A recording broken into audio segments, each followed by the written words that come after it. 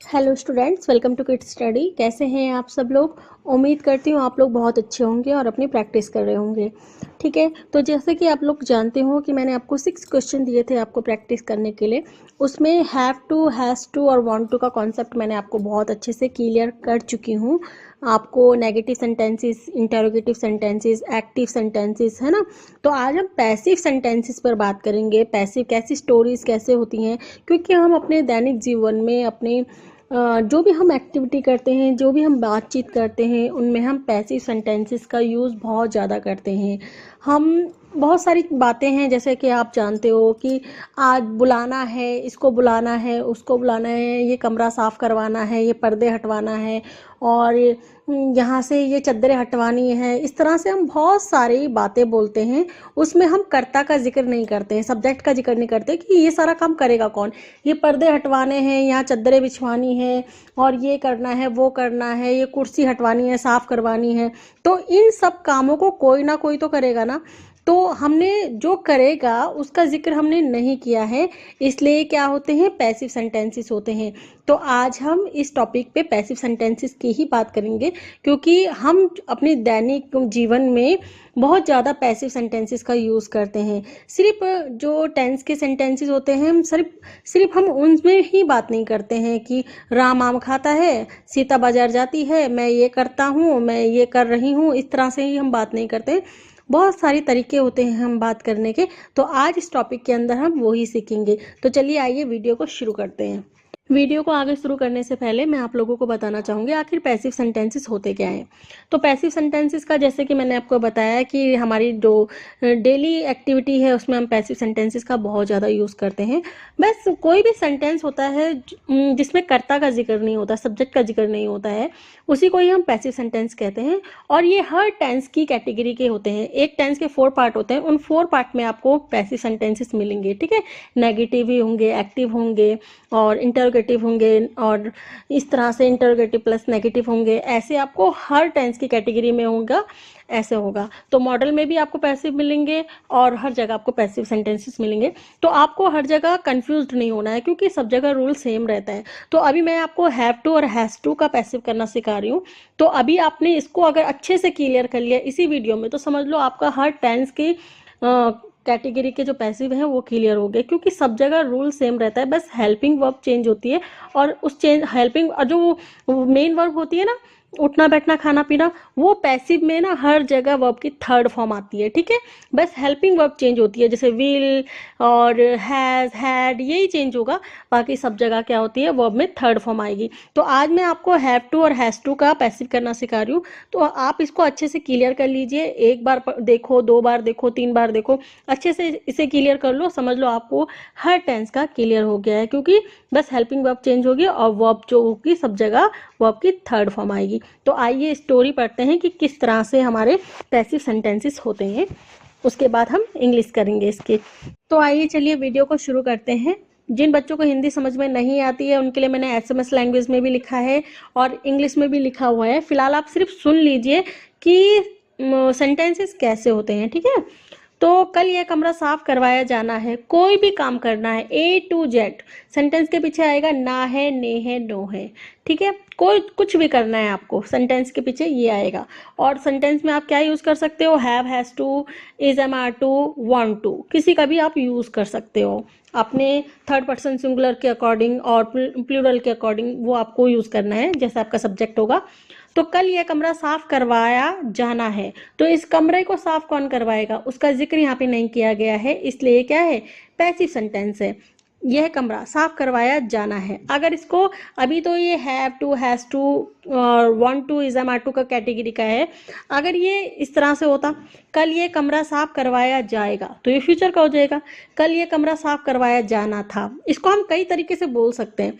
करवाया जा रहा होगा, या करवाया जा रहा था, या करवाया जाता है, या करवाया जा चुका है। तो हम इसको ही ना, एक को ही आप अच्छे से सीख लीजिए, और जब अच्छे से सीख जाओगे ना, तो अपनी तरीके से जितने भी हमारे यूज़ होते हैं ना इंग्लिश ग्रामर में, उन सब के अकॉर्डिंग आप इसको बनाइए और प्रैक्टिस कीजिए बोलने की।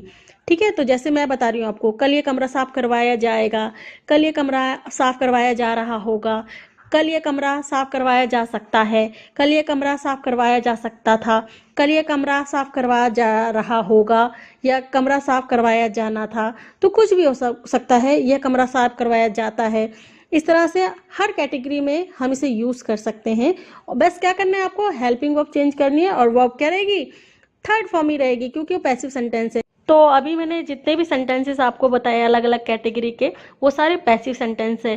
कि ये कमरा कल साफ करवाया जाएगा, तो किसके द्वारा साफ करवाया जाएगा, ये कल ये कमरा साफ करवाया जा सकता है, किसके द्वारा करवाया जा सकता है। तो ओवरऑल जितने भी सेंटेंसेस मैंने बताए हैं वो सारे क्या हैं, पैसिव सेंटेंसेस हैं। तो आपको क्या करना है, उनमें सिर्फ हेल्पिंग वर्ब चेंज करनी है, और बाकी जो मेन वर्ब है उन सब में आपको वर्ब में थर्ड फॉर्म लगानी है, क्योंकि पैसिव सेंटेंसेस में क्या लगता है, वर्ब में थर्ड फॉर्म लगती है। ठीक है, तो इस तरह से आपको इन सब बातों का नॉलेज होना चाहिए। तो कल यह कमरा साफ करवाया जाना है, क्योंकि पूजा इस कमरे में करवाई जानी है। तो ये कमरा साफ कौन करवाएगा, करेगा, और इस पूजा कौन करेगा, उसका जिक्र यहाँ पे नहीं किया गया है, इसलिए ये पैसिव सेंटेंस है ना। सेंटेंस के पीछे क्या होगा, ना है, ने है, नो है, और जो करता होगा सब्जेक्ट, उसका जिक्र नहीं होगा। इस कमरे में पेंटिंग करवानी है, क्योंकि मेहमानों को इसी कमरे में बैठाया जाना है। देखो, पेंटिंग कौन करेगा और मेहमानों को कौन बैठाएगा, उसका जिक्र यहाँ पे नहीं किया गया है। इस कमरे के सारे पर्दे निकलवाने हैं और धोने के लिए भेजने हैं। उन पर्दों को कौन निकालेगा, कौन भेजेगा, उसका भी जिक्र नहीं किया गया है। पूजा का सामान मंगाना है, मिठाइयाँ बाहर से नहीं मंगवानी है। पूजा का सामान कौन मंगाएगा, और मिठाइयाँ बाहर से नहीं मंगवाई जानी है। किसी से तो मिठाई मंगवाई जाएगी ना। तो मैंने एक नेगेटिव सेंटेंस भी इसमें यूज़ किया है, ताकि मैं नेगेटिव का जो कॉन्सेप्ट है वो भी यहीं पे क्लियर कर दूं। क्योंकि मिठाइयाँ घर पर ही बनवाई जानी है, कौन बनाएगा उसका जिक्र नहीं किया गया है। इस कमरे में नए पर्दे लगवाए जाने हैं, कोई तो लगाएगा ना।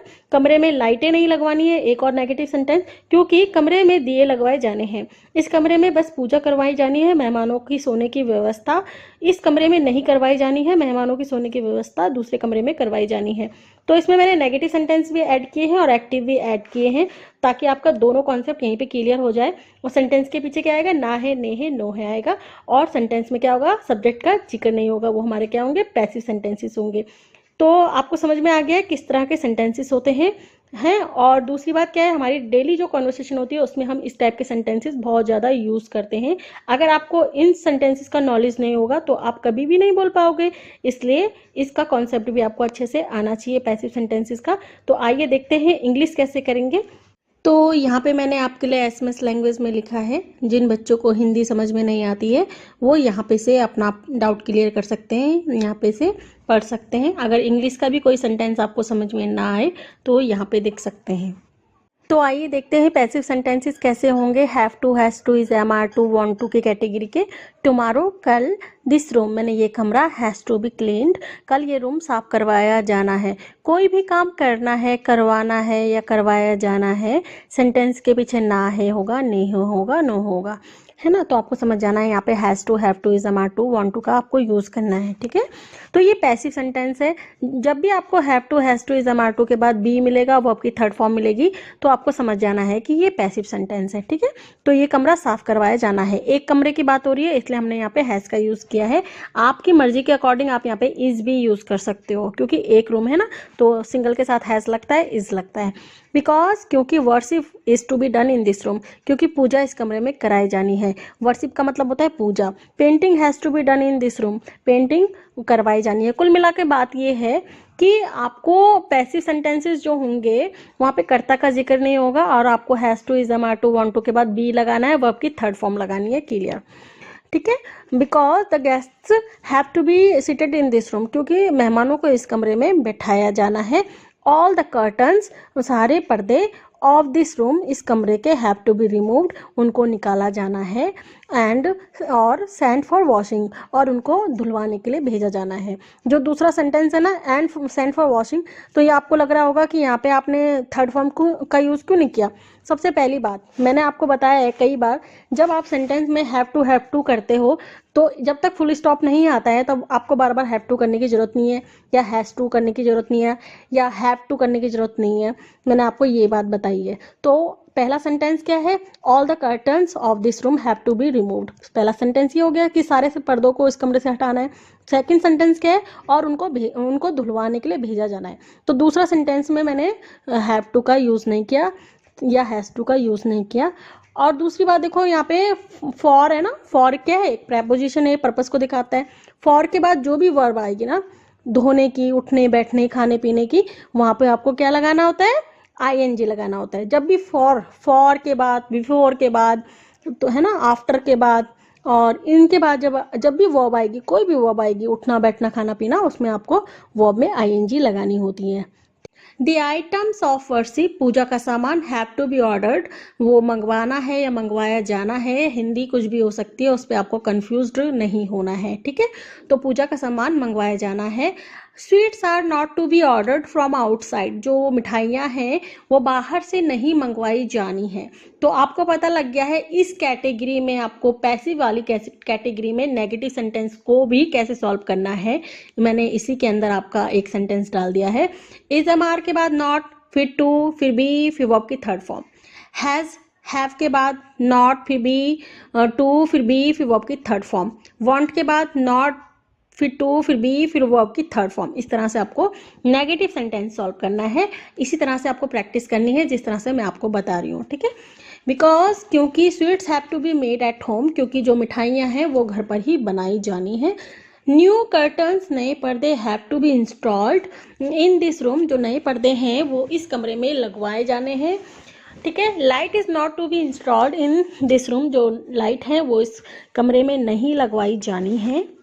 Because lamps have to be installed in the room, क्योंकि कमरे में दिए लगवाए जाने हैं।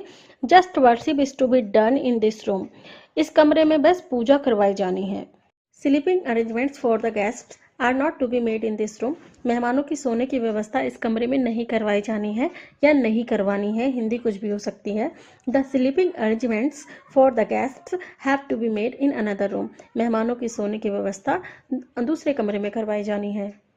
तो इस तरह से आज के वीडियो में आपने सीखा कि पैसिव सेंटेंसेस, कोई भी काम करना है उसमें पैसिव सेंटेंसेस आप कैसे बोलोगे, है ना, कैसे किस तरह से अपनी स्टोरी बोलोगे। तो आपको आज इसका अच्छे से नॉलेज हो गया, किस तरह से नेगेटिव सेंटेंसेस आप बोलोगे वो भी आपको अच्छे से पता चल गया। आइए देखते हैं कुछ इंटरोगेटिव क्वेश्चन जब किससे पुटअप करेंगे पैसिव सेंटेंसेस में, तो वो कैसे करेंगे वो भी आपको आना बहुत ज़रूरी है। तो आइए देखते हैं। अब जब कोई क्वेश्चन पुटअप करेगा, क्या पूजा इस कमरे में करवाई जानी है, अब कोई तो करवाएगा ना पूजा। अब जो पूजा करवाएगा, जो उसका अरेंजमेंट करेगा, उसका जिक्र यहाँ पे नहीं किया गया है, इसलिए क्या है, पैसिव सेंटेंस है। और दूसरी बात, जब कोई भी क्वेश्चन क्या से शुरू होता है तो हम उस टेंस की, उस मॉडल की, उस एडवांस स्ट्रक्चर की हेल्पिंग वर्ब से शुरू करते हैं, ये आपको पता है। तो अभी ये कॉन्सेप्ट जो हम पढ़ रहे हैं, ये have, has, is, am are और वांट टू का कॉन्सेप्ट हम पढ़ रहे हैं, तो उसी की ही हेल्पिंग वर्ब हम लगाएंगे। तो कैसे बनेगा sentence, is the worship to be done in this room, क्या पूजा इस कमरे में करवाई जानी है, ठीक है। और अगर इससे नेगेटिव क्वेश्चन अगर कोई पुटअप करेगा तो कैसे करेगा, क्या इस कमरे में पूजा नहीं करवाई जानी है, तो क्या करेंगे, इज नॉट हो जाएगा, ठीक है। Is not the worship to be done in this room, इस तरह से होगा।